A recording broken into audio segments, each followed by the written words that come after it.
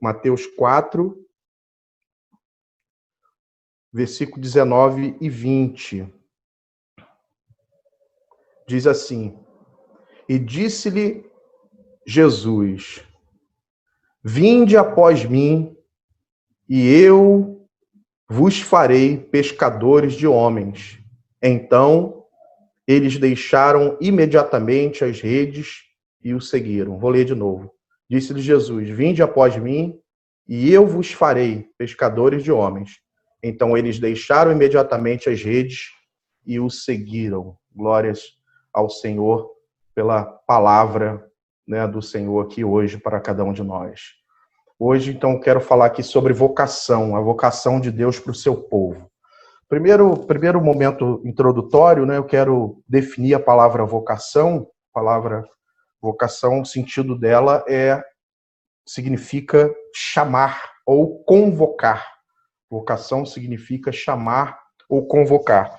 É importante destacar que todos os cristãos, eles são vocacionados ou chamados para a missão de Deus.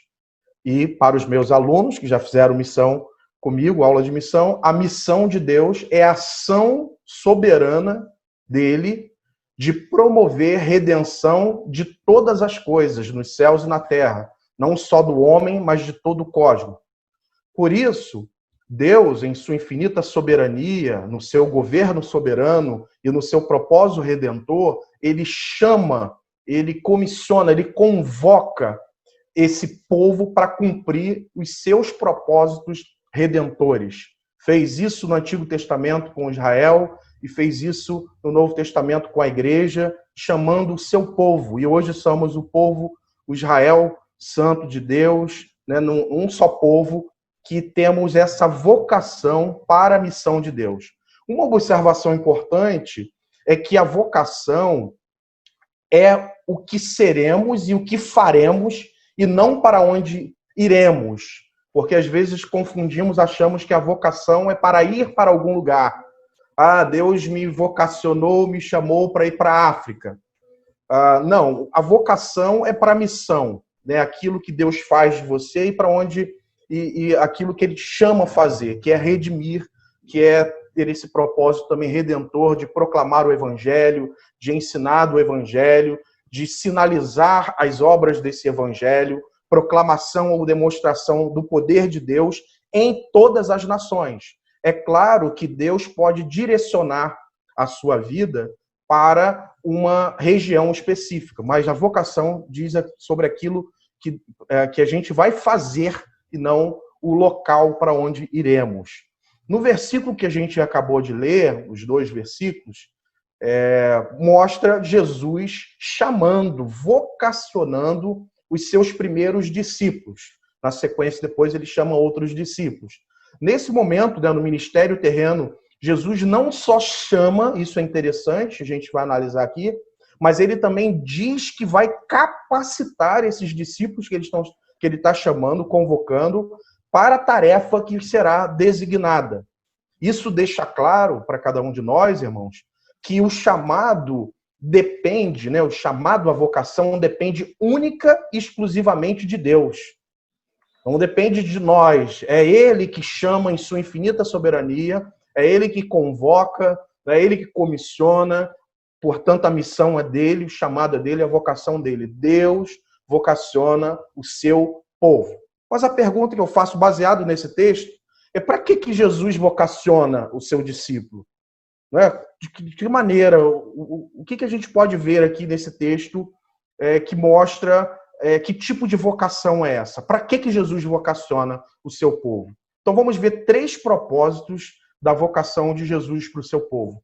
O primeiro propósito é que Deus vocaciona o seu povo para pertencer a Ele. Isso é maravilhoso, irmãos. O texto diz aqui, disse Jesus, versículo 19, vinde a mim, ou siga-me, dependendo da versão. A primeira propósito da vocação não é para fazer alguma coisa. Olha que coisa interessante. O primeiro propósito não é para fazer, mas para pertencer. É o que a gente chama do chamado da vocação para a salvação, para ser um seguidor de Jesus. Antes mesmo de ser chamado para fazer algo, Jesus, vocaciona os discípulos para estarem com ele. Por isso, no texto de Marcos, quando descreve esse chamado, essa vocação, Marcos 3,14, o texto diz assim: e chamou aqueles que ele quis para que estivesse com ele e para que os pregasse e expulsasse demônios. Então veja, antes de falar sobre o que iria fazer, né, de pregar e expulsar demônios, ele estava falando que deveria estar com Jesus. A nossa primeira vocação, irmãos, portanto, é a vocação chamada para pertencer e seguir a Jesus, a caminhar com Jesus, a cobrir de poeira os nossos pés com a poeira dos pés de Jesus, ser um seguidor de Jesus. E esse segmento, irmãos, a gente sabe do discipulado, desse chamado, implica em morte do nosso eu. Talvez por isso que Ronaldo Lidório, ele diz o seguinte, que a primeira missão da igreja não é pregar o evangelho, não é discipular, não é fazer nada. A primeira missão da igreja é morrer, é se desglorificar para depois glorificar. Então essa ideia de negar a nós mesmos, de tomar a cruz no sentido de um ministério de morte, de vergonha, mas de seguir a Jesus até as últimas consequências. Então essa vocação, você precisa examinar o teu coração e fazer a seguinte pergunta. E eu faço essa pergunta para você aplicando esse tópico. Você já ouviu a voz do Espírito dizendo que você pertence a Ele? O Espírito Santo testificou com seu Espírito que você é um filho de Deus? Você só pode conhecer a sua vocação específica depois que você tiver certeza de que você verdadeiramente pertence a Ele, de que você está com Ele, de que você é um seguidor dele. Segundo, Deus vocaciona o seu povo para ser como Ele. Olha que diz ainda no versículo 19, vinde a mim e eu vos farei. Gente, que pequena frase, mas que revela uma riqueza de detalhes. Ele está dizendo, se você pertence a mim, fique certo de uma coisa, caminhando comigo, eu farei, eu vou te transformar, eu vou cuidar do seu coração, eu vou te santificar, eu vou lapidar o teu coração, eu vou te formar. Aqueles que se achegam a Deus, Ele forma em sua soberania. É o processo de transformação dos discípulos, caminhando para sermos como Ele. É como se fosse um estágio, andando com Jesus, aprendendo com Jesus e sendo como Jesus. Antes mesmo de saber a vocação específica, o discípulo precisa ter as qualificações do mestre. Ser como Jesus. Ser como Jesus em dois aspectos. Ser como Jesus em seu caráter, e aqui vou usar, sempre uso, né, o Ronaldo Lidório novamente, quando ele diz o caráter precede a missão. O caráter precede a missão. Primeiro, precisamos nos parecermos com Jesus para depois fazer alguma coisa. Veja que a gente ainda não está falando de fazer, mas de sermos transformados.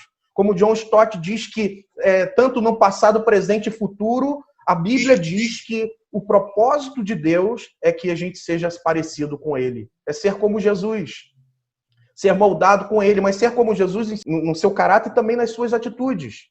Porque a Bíblia diz em 1 João 2,6 que aquele que diz ser seguidor dele deve andar como ele andou, é amar como ele amou, é servir como ele serviu, é viver como ele viveu, num estágio com o mestre. E aí então a gente pode falar do terceiro propósito, e aí desse chamado específico, porque a gente tem o chamado para a salvação, para ser como Jesus, e o chamado específico do seu trabalho. Então, o terceiro propósito é que Deus vocaciona o seu povo para participar da obra dele. E o texto diz, né, eu vos farei, o quê? Pescadores de homens. Aqui está a questão específica do chamado dos discípulos.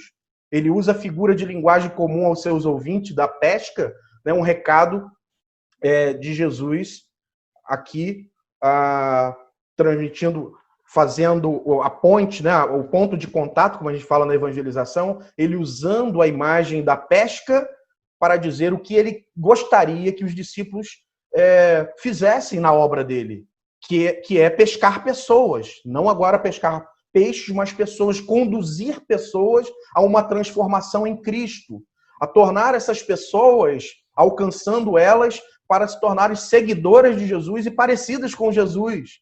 E mais pessoas que possam também participar da obra de redenção no mundo inteiro. Nós, irmãos, estamos dentro de uma história maior. É maior do que nós mesmos, é maior do que a sua e da minha história. Nós estamos dentro da história maior, a história de Deus, a história de salvação de Deus. Nós estamos dentro dessa história de redenção de Deus e é um privilégio ser escolhido, pertencer a Ele, ser trabalhado por Ele em nossos caráter para fazer parte de um grande projeto. E precisamos saber, nesse momento, o que Deus tem te chamado especificamente. Aqui ele disse para os discípulos, pescadores de homens, qual é a sua parte nessa história de redenção? Qual é a sua vocação específica? Talvez você esteja falando, pastor, mas eu quero saber, me ajuda. Mas nessa pregação de 15 minutos não dá para a gente falar sobre isso. Mas eu queria destacar aqui alguns chamados específicos que talvez você precisa entender para talvez descobrir qual é a sua chamada específica. A gente tem um chamado pastoral, de ser um líder da igreja que cuida, ensina das ovelhas de Jesus. A gente tem o chamado missionário transcultural. Missionário, todos somos missionários. Mas há o missionário transcultural, que é levado para plantar igrejas e alcançar os povos não alcançados. Então tem esse chamado. Tem o chamado ministerial. De repente você não foi chamado para ser um pastor e nem um missionário transcultural. De repente você foi chamado para ser diácono. E qual é o problema? E a vida toda é ser diácono, servir ao Senhor com excelência. De servir a igreja local, edificar o corpo de Cristo. Talvez ser um mestre ali dentro da igreja, um líder destacado na igreja, né? Um presbítero na igreja, ou para trabalhar no louvor. Qual é a sua parte na vocação? Mas existe ainda um outro aspecto. Falei do pastoral, né? Falei do missionário transcultural, falei do ministério de apoio na igreja local, de edificação, e talvez você tenha um chamado também dentro do reino de Deus do que a gente chama de mandato cultural, que é ter um papel de ser agente de redenção de Deus no mundo, como, por exemplo, ser um médico, ser um engenheiro, um político, um artista que glorifica a Deus em todas as coisas e que faz economia, que faz política, que faz arte para a glória de Deus, que vai redimir essa esfera da cultura que talvez foi manchada pelo pecado e talvez o seu papel é fazer arte para a glória de Deus, é fazer política para a glória de Deus, para fazer engenharia para a glória de Deus, em segundo lugar, para contribuir para a ordem mundial, para o bem da humanidade. Tudo isso em nome do Deus que você serve, testemunhando e mostrando que não há dicotomia entre sagrado, né, e secular, e que a sua vida toda, inteira, é para glorificar a Deus em todas as áreas da sua existência. Então, eu acredito em uma vocação para a cultura, para redimir a cultura. Não apenas uma chamada e uma vocação para o aspecto religioso.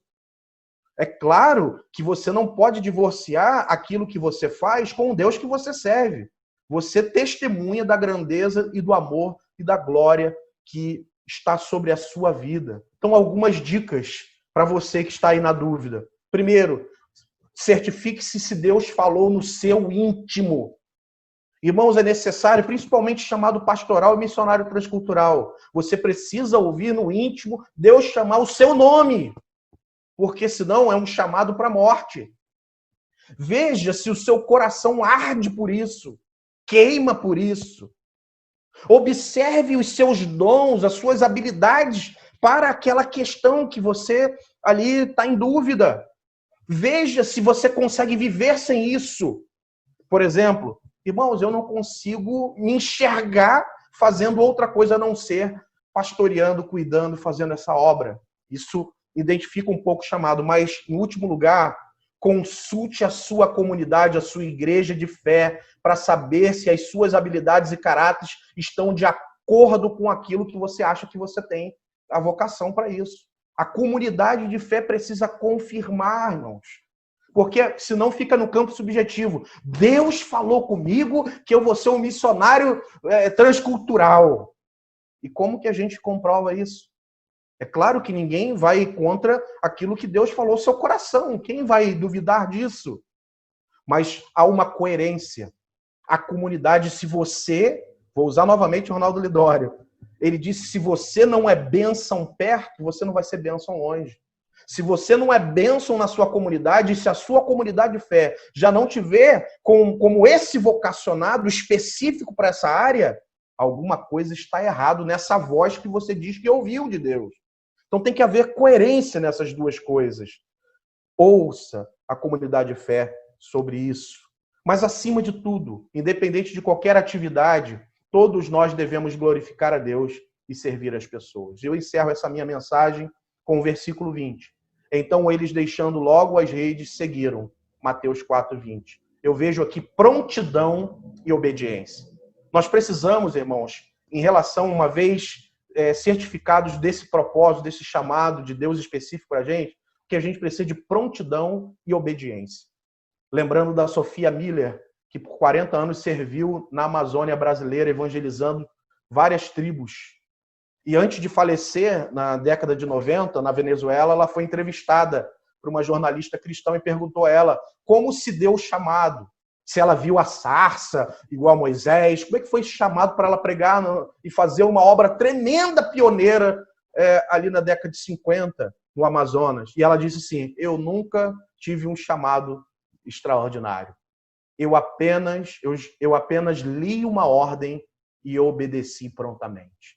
Amados irmãos, o que a gente precisa é de prontidão e obediência. Uma vez certificados do nosso chamado, do nosso propósito, é obedecer o chamado de Deus prontamente. Eis-me aqui e vamos para os campos, porque eles estão brancos para as colheitas. Deus abençoe a todos, em nome de Jesus. Amém.